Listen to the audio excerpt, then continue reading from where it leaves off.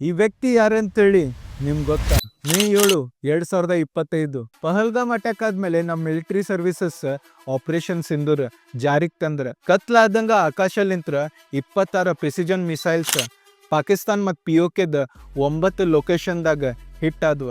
ಅದ್ರಲಿಂತ್ರ 70ಕ್ಕಿಂತ ಜಾಸ್ತಿ ಟೆರರಿಸ್ಟ್ ಸತ್ ಹೋದ್ರಂತ. Indian government sources ಪ್ರಕಾರ ಆ 70 ಟೆರರಿಸ್ಟ್ ಒಳಗೆ 10 ಜನ ಈ ವ್ಯಕ್ತಿದ ಫ್ಯಾಮಿಲಿ ಮೆಂಬರ್ಸ್ ಇದ್ರಂತ. ಮಸೂದ್ ಅಜರ್ ಅಲ್ವಿ ಈ ವ್ಯಕ್ತಿ ಮುಂಚೆ ರೈಟರ್ ಇದ್ದ ಅಂತ.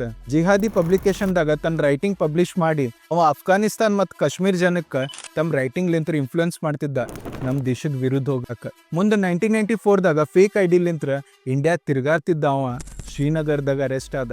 ಅದ 1999ದಾಗ ಇಂಡಿಯನ್ ಏರ್ಲೈನ್ಸ್ IC-184 ಹೈಜಾಕ್ ಆಗ್ಬಿಡ್ತ. ಇಂಡಿಯನ್ ಗೌರ್ಮೆಂಟ್ ಆ ದಿನ ಫೋರ್ಸ್ಫುಲಿ ಪ್ಯಾಸೆಂಜರ್ ಬದಲಿ ಈ 3 ಟೆರರಿಸ್ಟಿಗೆ ರಿಲೀಸ್ ಮಾಡಬೇಕಾಗಿತ್ತು. ಆ 3 ಟೆರರಿಸ್ಟ್ ಒಳಗೆ ಒಬ್ಬ ಮಸೂದ್ ಅಜರ್. ಮಸೂದ್ ಪಾಕಿಸ್ತಾನ್ ಮುಟ್ಟಿದ ಮೇಲೆ ಜೈಷ್ ಎ ಮೊಹಮ್ಮದ್ ಅನ್ನೋ ಟೆರರಿಸ್ಟ್ ಆರ್ಗನೈಸೇಷನ್ ಸ್ಟಾರ್ಟ್ ಮಾಡಿದ್ದ.